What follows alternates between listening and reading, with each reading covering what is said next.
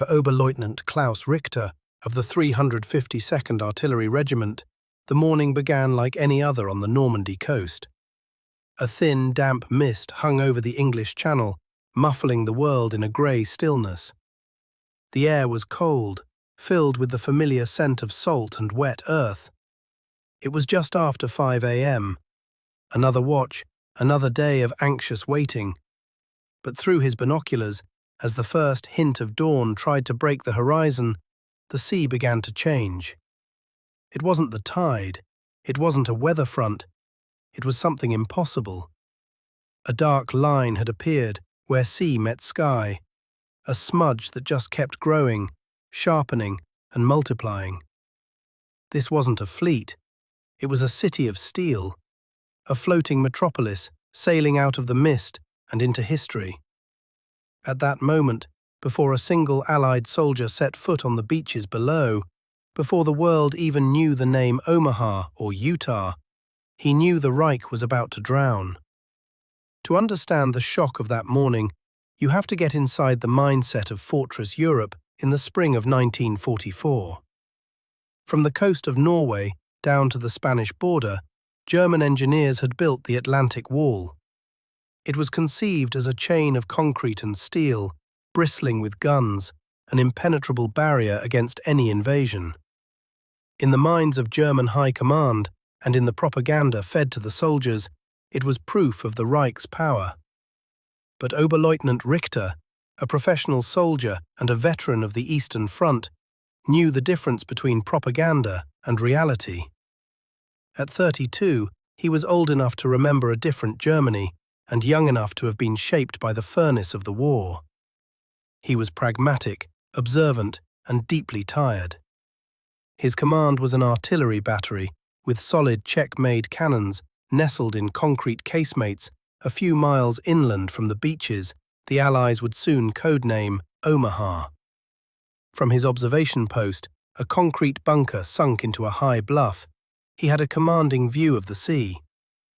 Day after day, he and his men drilled. They calculated firing solutions, maintained their guns, and stared out at the grey, empty water. The talk was always of the invasion, der Tag X, the day of days. But when would it come, and more importantly, where? German intelligence was certain the main attack would come at the Pas de Calais, the shortest point across the Channel. It was the logical choice. That's where the 15th Army, the bulk of Germany's strength in the West, was waiting. Normandy was considered a sideshow, maybe a spot for a diversion, but not the main event.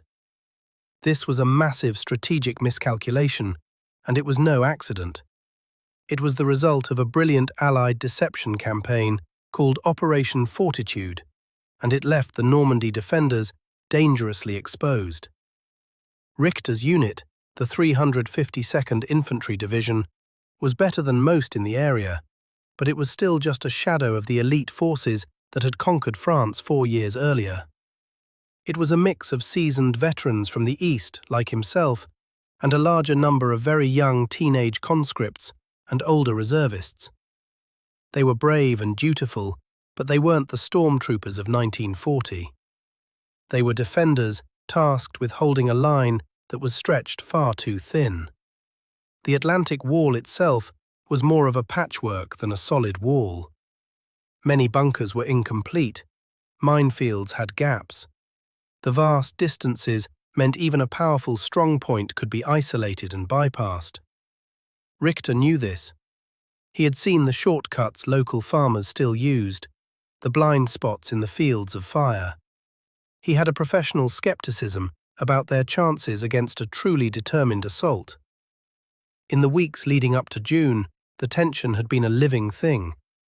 Field Marshal Erwin Rommel, tasked with improving the defences, had been a whirlwind of activity. He ordered millions of mines and thousands of jagged steel obstacles placed on the beaches. The men called them Rommel's asparagus. Rommel understood a truth that the high command in Berlin seemed to ignore. If the Allies weren't defeated on the beaches in the first 24 hours, the war in the West would be lost. Allied air power would shred any German reinforcements trying to move to the coast. The first day was the only day that mattered. But on June 5th, the weather turned. A storm blew in with high winds and rough seas. The German Meteorological Office confidently predicted an invasion would be impossible for days. This forecast allowed many senior officers to relax. It was why Rommel himself wasn't even in France. He had gone home to Germany for his wife's birthday. The storm would keep them safe. So, as Richter stood watch in the pre-dawn chill of June 6th, the mood was routine. The storm had passed, but the sea was still choppy. No one expected a thing. He was looking east when he first saw it. A flicker. He raised his powerful Zeiss binoculars and focused. His heart, which had been beating in the slow rhythm of a night watch, began to hammer against his ribs. It wasn't a flicker. It was ships. Not a patrol, not a raiding party. Hundreds of them. And behind them, more and more still. He swept his binoculars left and right. Everywhere he looked, it was the same. The sea was no longer grey water. It was a solid mass of dark, menacing shapes. He felt a cold dread creep up his spine. It was the feeling of a man looking at a math problem he could not possibly solve.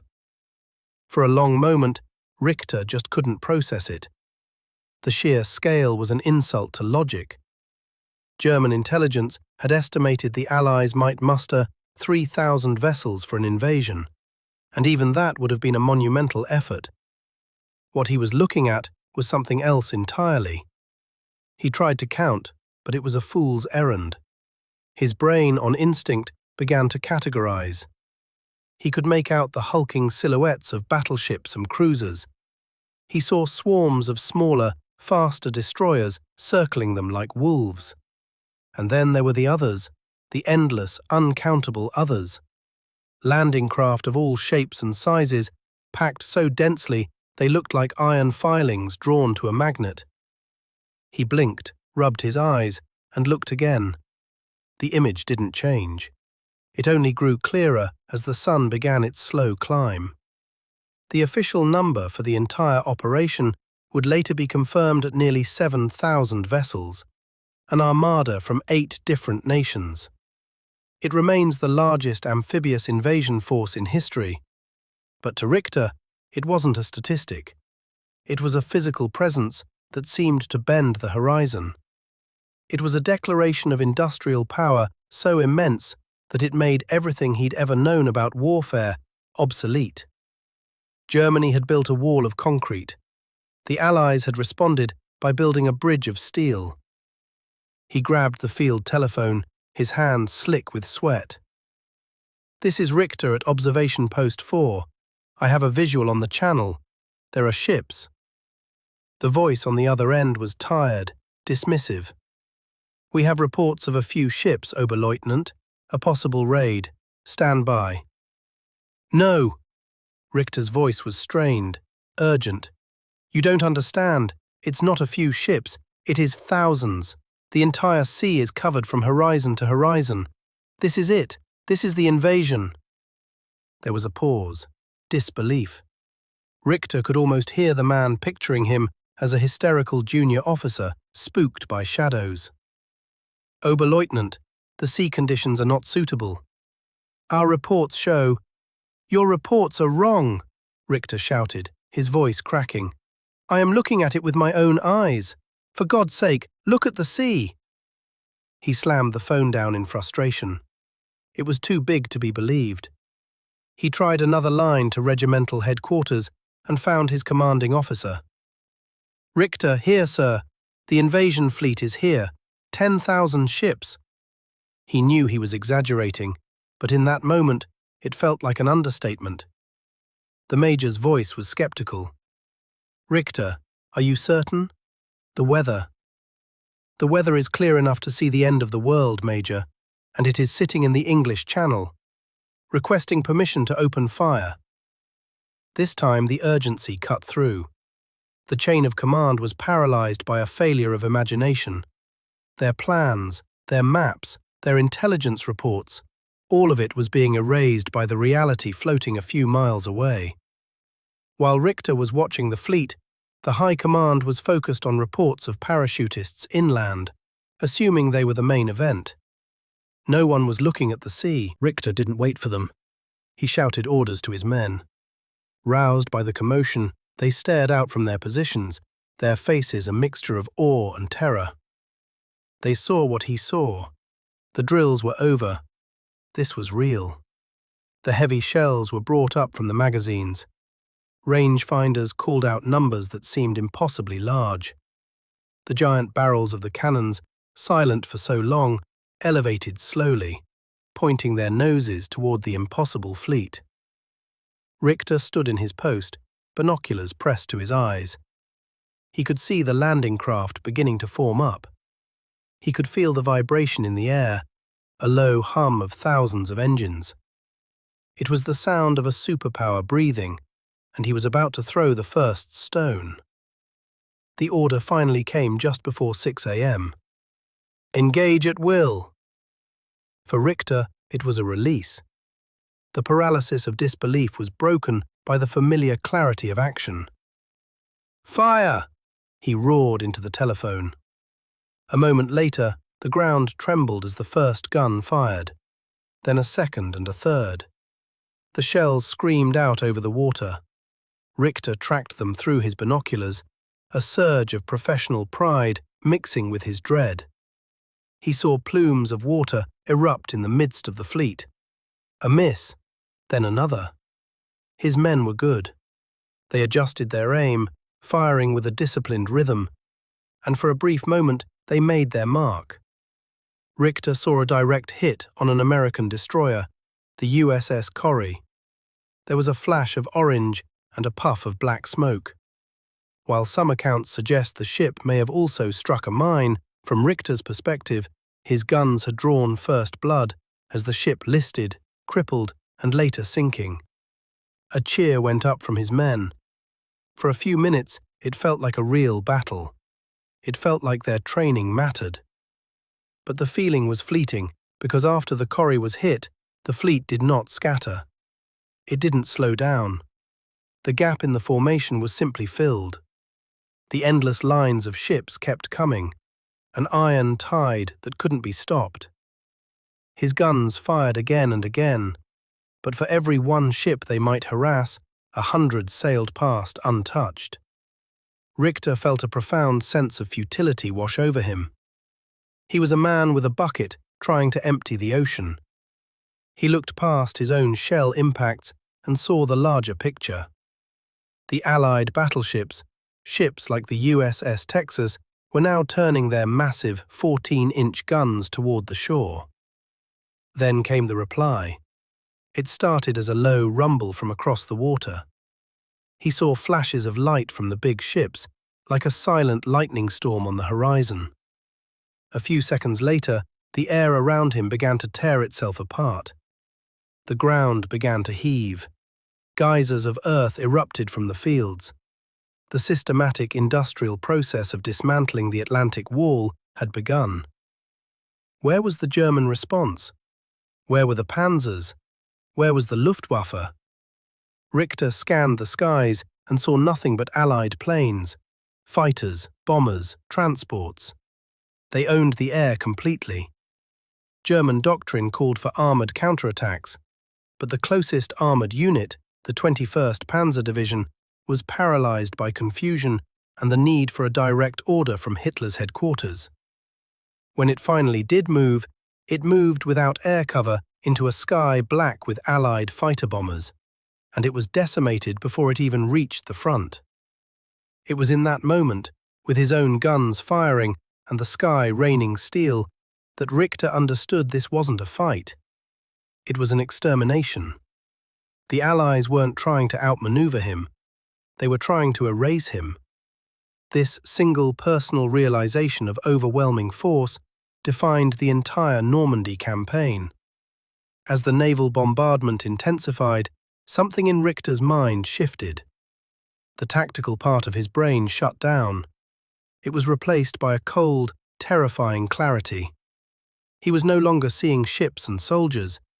He was seeing the system behind them. He was seeing the factories. Through his trembling binoculars, he looked past the warships and saw in his mind's eye the assembly lines of Detroit. He pictured factories churning out trucks and engines on a scale Germany could only dream of.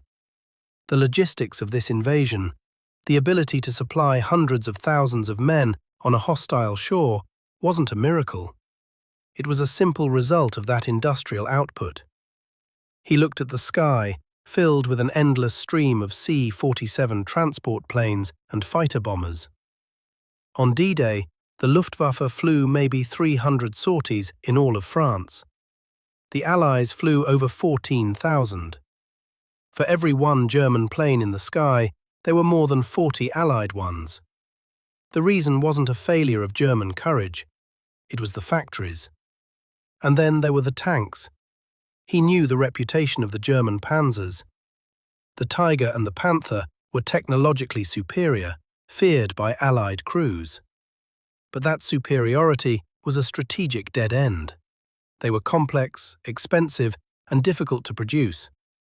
For every fearsome Tiger tank that rolled off the line, the Allies were stamping out dozens of simpler but brutally effective Sherman tanks. In the entire year of 1944, the US alone would produce over 29,000 tanks. Germany's peak monthly production, by contrast, never topped 2,000. The Allies weren't planning to win tank battles through quality. They were planning to win by burying the panzers under a mountain of steel. This was the new reality. This was the industrial equation of defeat. All the talk of willpower and ideological strength dissolved in the face of these numbers. Nazi ideology had promised that a unified, determined people could triumph over decadent democracies. But here was the proof that ideology couldn't stop a bomber. Willpower couldn't sink a battleship. Richter felt a profound, almost spiritual despair. He and his men were good soldiers. They were about to die, not because they were outfought, but because they were outnumbered on a scale that defied comprehension. They were participants in a contest that was already over.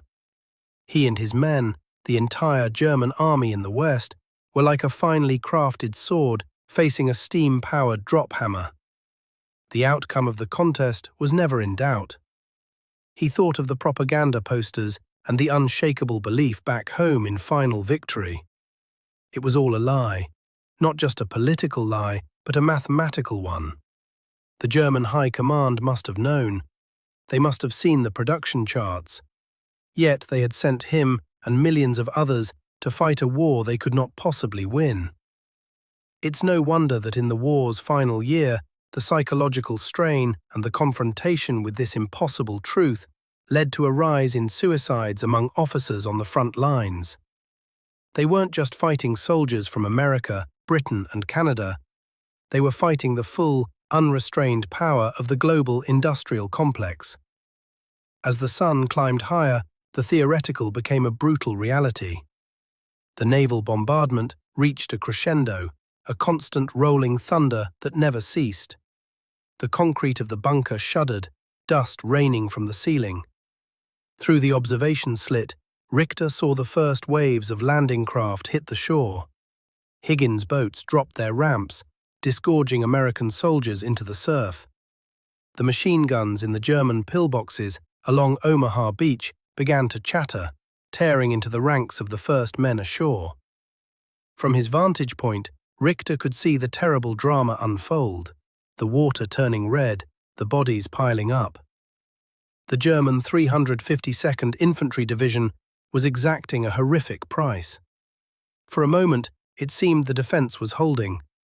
The Americans were pinned down, but then the industrial equation asserted itself again. Allied destroyers, seeing the slaughter, did something suicidal and heroic. They steamed directly towards the shore, some closing to within 1,000 yards, scraping their hulls on sandbars. They turned their guns on the German bunkers, providing direct fire support in a move that turned the tide on Omaha. At the same time, strange new machines began to appear. Richter watched as amphibious trucks, the DUKWs, seemingly drove directly out of the ocean and onto the beach. He saw tanks crawling ashore, some equipped with giant flails to detonate mines. These were Hobart's funnies, specialized armored vehicles the British had developed to overcome exactly these kinds of defenses. The Germans had nothing like them. The scene on the beach below turned from a struggle into a methodical process of annihilation. German strongpoints were systematically blinded and destroyed by naval shells, tank rounds, and bombs. On Omaha Beach alone, estimates suggest the 352nd Division would suffer somewhere around 1,200 casualties that day. A staggering percentage of its fighting force wiped out in a matter of hours. Richter's own battery was now a prime target. Shells landed closer and closer. A direct hit on one of the gun pits sent a fireball into the air. Another gun was knocked out. His telephone lines went dead. He was isolated, his command shattered. He looked up at the sky one last time. It was a moving ceiling of Allied aircraft. On the sea, the first wave of landing craft was being replaced by a second and a third. Beyond them, the vast armada waited patiently, a conveyor belt of men and material that could, it seemed, run forever. The Allies would land around 1,500 tanks on D-Day alone. The battle for the beach was still raging, but the outcome had already been decided. It was just a matter of time and tonnage. The war in Normandy would rage for another 2 months. The fighting in the hedgerows would be brutal and costly, but it would change nothing. Every German tank destroyed was a loss that could not be replaced. Every Allied tank lost was replaced by 3 more. Every German soldier who fell left a gap in the line that could not be filled.